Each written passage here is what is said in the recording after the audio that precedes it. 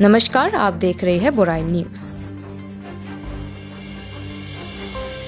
पीड़ित की पहचान नौगांव की 28 वर्षीय अमीनुल इस्लाम के रूप में हुई। भाजपा और एआईयूडीएफ ने उन आरोपों का खंडन किया है कि उन्होंने एक ही हेलीकॉप्टर का इस्तेमाल किया था।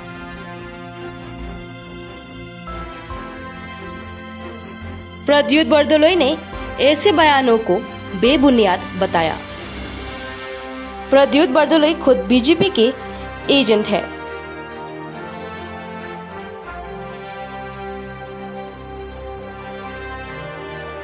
सीएम के दाहिने हाथ के उम्मीदवार सुरेश बोरा है और उनके बाएं हाथ के उम्मीदवार प्रद्युत बरदलोई है। आरोपियों के खिलाफ आरोप पत्र दाखिल किया गया।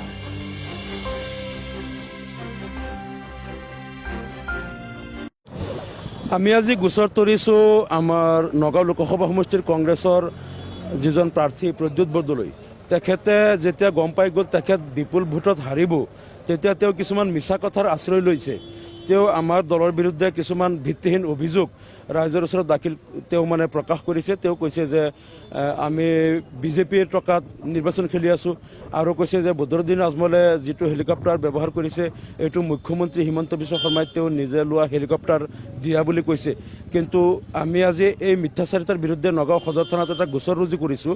যিহেতু আমাৰ যিখন হেলিকপ্টাৰ মৌলানা বদৰুদ্দিন আজমল চাহাবে ব্যৱহাৰ কৰি আছে, এই হেলিকপ্টাৰখন যোৱা 9 তাৰিখৰ পৰা বুকিং কৰা হৈছে আৰু যিটো ইনভইচ এই হেলিকপ্টাৰৰ যিটো কোম্পানীয়ে দিছে RAR এভিয়েশ্যন প্ৰাইভেট লিমিটেডৰ পৰা লোৱা হৈছে আৰু যোৱা 9 তাৰিখৰ পৰা 20 তাৰিখলৈকে 47,15,280 টকাৰ বিল যিটো RAPL 2024-25-002 নম্বৰ ইনভইচ যোগে আমাৰ পাৰ্টিয়ে পে'মেণ্ট কৰিছে 47,15,280 টকা। আৰু এই হেলিকপ্টাৰখনৰ যিটো নম্বৰ যিটো টাইপ হ'ল BEALL 206L4 আৰু ইয়াৰ নাম্বাৰটো হ'ল VTIQB। এই হেলিকপ্টাৰখন 9 তাৰিখৰ পৰা 20 তাৰিখলৈকে 47,15,000 টকা পে'মেণ্ট কৰা হ'ল। আকৌ কৰিমগঞ্জত 3 দিন ঘূৰাৰ কাৰণে 23 তাৰিখে ষ্টেট বেংকৰ RTGS কৰি আকৌ 10 লাখ টকা দিয়া হ'ল।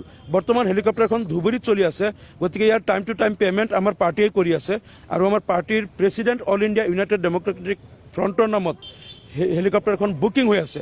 গতিকে এইটো সম্পূৰ্ণ এটা মিছা কথা প্ৰদ্যুৎ বৰদলৈয়ে গাই ফুৰিছে, ভোটাৰ ৰাইজক বিভ্ৰান্ত কৰিছে যে এইটো মুখ্যমন্ত্ৰী হিমন্ত বিশ্ব শৰ্মাই হেলিকপ্টাৰখন লৈ দিয়া বুলি।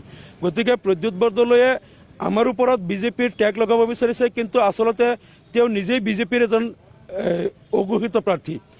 মই কেতিয়াও মুখ্যমন্ত্ৰীৰ আশীৰ্বাদ লৈ নিৰ্বাচনত নামা নাই। মই নিৰ্বাচনত যেতিয়া নামিছোঁ মোৰ পিতৃৰ কবৰত গৈ তেখেতৰ আশীৰ্বাদ লৈছোঁ আৰু আমি খানকাত গৈ যিমান শ্বেখ চাহাব আছে, আলিমুলামা, বুজুৰ্গ ব্যক্তি তেওঁলোকৰ আশীৰ্বাদ লৈ নামিছোঁ।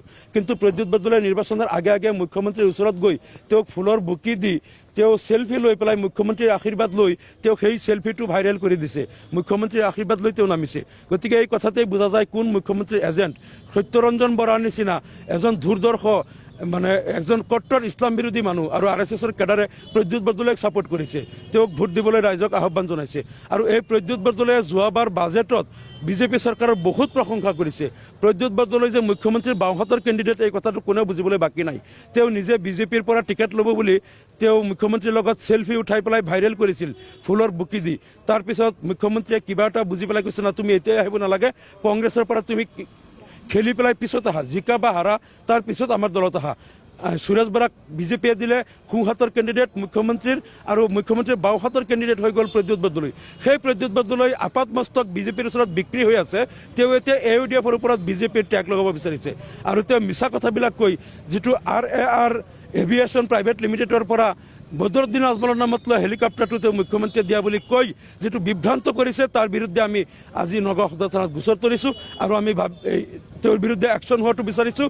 আৰু ভোটাৰ ৰাইজে তেওঁৰ মিথ্যাচাৰিতাৰ উত্তৰ কাইলৈ EVMৰ জৰিয়তে সমগ্ৰ নগাঁও লোকসভা সমষ্টিৰ ভোটাৰে তেওঁৰ যোগ্য প্ৰত্যুত্তৰ দিব বুলি আমি আশাবাদী যে এনেকুৱা মিছা কথাৰে তেওঁ নিৰ্বাচনী বৈতৰণি পাৰ হ'ব নোৱাৰে।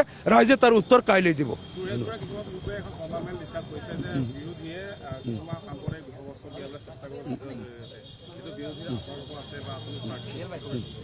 না সুৰেশ বৰাই এইটো ক'ব পাৰে, কিন্তু প্ৰকৃততো সাম্প্ৰদায়িক বিষবাস্প সদায় বিজেপিয়ে বিয়পায়।